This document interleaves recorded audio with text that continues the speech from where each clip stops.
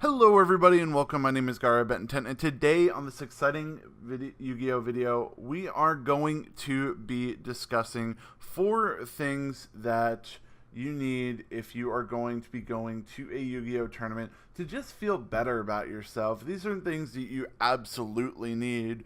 I mean, if you can't afford them, you can't afford them, but there are things that make you appear like you know what you're doing more instead of just being like that random kid that shows up with an unsleeved deck and is playing like Dark Magician, Tribute Summon, whatever deck at a regionals or something. So if you guys are excited, make sure to smash the like button, subscribe if you guys are new, and let's get started. And I'm also going to be showing off a couple of my new mats because they are beautiful. And yeah, so that actually segues into our first thing, where a dual mat. And like, this is the one that I'm going to be using for the background of my videos for pretty often. And I made this one custom, and I just did a Photoshop thing, put the samurai logo in the end, and then put my logo on it, and I thought it turned out pretty well. There's this eBay seller that I will link in the description box where I buy all of my custom mats from when I Photoshop things together. And a lot of the mats that I've noticed on eBay don't have the double extra monster zone right there.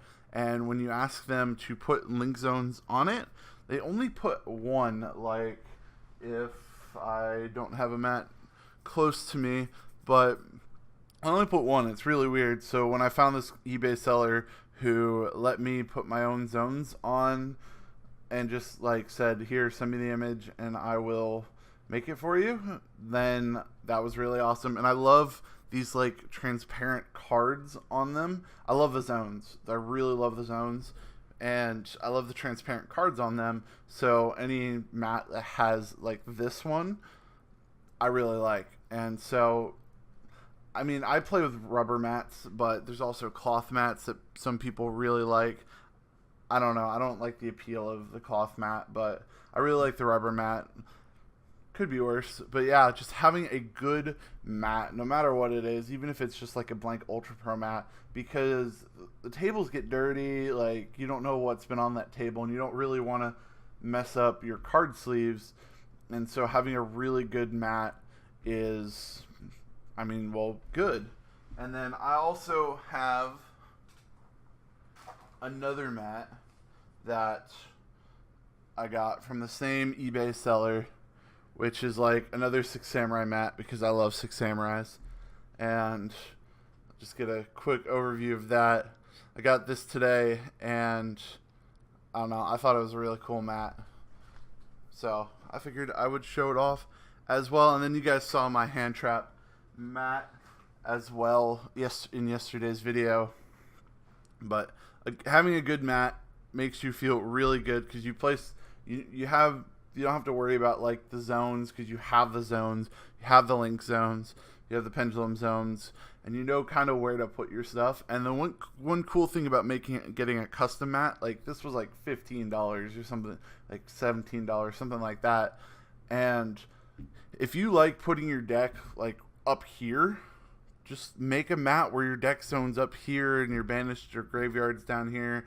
It's really nice. I mean, a lot of people don't really care, they just have the mat. But this helps a lot with zones and zone placement. The second thing that is very helpful is to have good card sleeves, and have a lot of card sleeves. And so these card sleeves that I've been using are, let me see, I have the package right here, are Yu-Gi-Oh sized monster sleeves. And they take a little getting used to at first because they're not as smooth as Ultra Pro sleeves are out of the package. But after you use them, after you put a card in them and they're out of their package, they are like super ultra smooth. And I love these white ones because, I mean, they're just pure white. It's great. And they're super smooth, and I haven't had the same issue that I've had with the Ultra Pro sleeves of them like gunking up and like not really like getting stuck together. I haven't had that issue with these sleeves, and so I really like them. And these are the sleeves I'm going to be using. But there are so many types of sleeves. Like even just on my desk, you got these monster sleeves, you got these Ultra Pro gloss sleeves, and I have a token in this one, but I have this Ultra Pro matte sleeve. I don't really like the matte ones, but I like my cards to be shiny, and that's why I don't like the matte ones. But I really like these monster sleeves. So link will be in the description box below where I bought these sleeves. I buy most of my stuff off Troll and Toad, but yeah, link will be in the description box for that. None of these are affiliate links. They are just links to help you guys if you're having trouble finding them, if you want to know where I get my stuff. That's what the link's for. They're not affiliate links at all. I don't get any kickback from promoting any of this, so I got to make that clear. And then, so you have sleeves, and the reason for the sleeves are for keeping your cards protected. Now, as you guys know, value of cards is near mint, lightly played, all that stuff to keep your value up. And if you don't have sleeves, you're going to be damaging your cards. So these are just to protect your cards. And then if you're playing on a table and you don't have a mat, then your cards will start getting dirty, and you just don't want that. You want to have nice, clean cards, really awesome. And the reason to have extra sleeves is because say you split one of your card sleeves in the middle of a regional. Well, you can't play with that split card sleeve, so you got to replace the card sleeve, or else somebody will get mad at you and you may get disqualified, which is a bad thing. We don't want to get disqualified. We want to continue and win our regional. So next thing after that is you have the mat to play on. You have the sleeves to put your cards in to play. Now, how are you going to transport your cards? Well, with a deck box. And there are a lot of different types of deck boxes. This one is just some random, I think it was a Magic deck box that I bought off of Amazon. And I mean, any deck box will really work. Those cheap plastic ones will work. They just break, and they're not really good for protecting your cards in transit. I don't really like this one because it's too big for the cards. It was meant for like Magic cards and stuff. But my favorite is this deck box, which I think it's an Ultra Pro top loader deck thing. I don't really remember what the name of it is, but there will be a link in the description box of the video for this deck box. And what I really like about it, it's got two compartments. The top one gives you a spot and a little tray to hold your dice, and then the bottom one gives you a tray to hold your deck. And this holds, I think they said like 75 cards. Probably a little bit more, because this is a 41 card deck, 15 card side deck, and 15 card extra deck. So actually, yeah, 75 would be about right. So, and this just holds your deck, and you can put like a deck divider between your extra deck and your side deck. But it's really nice, and this is what I bring to my tournaments.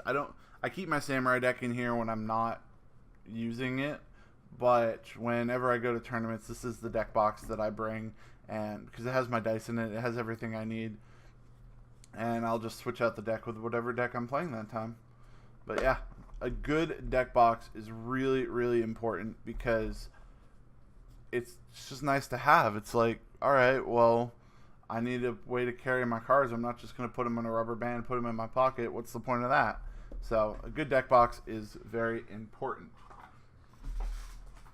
The last thing that you need is a trade binder. Like I said, you don't really need it, but if you're going to a tournament and you're looking for cards, there's no better way to get cards than trade for them. I mean, we have all these cards, and I really like the Ultra Pro binder because its slots are on the side, so the cards don't really slip out. And it's got 3 rows of 3, and you could just put all your trades in there, it's really nice to have a good binder, so that way people could just flip through and be like, oh, I want that, and you're not like keeping your cards in tins where they have to like shuffle through them.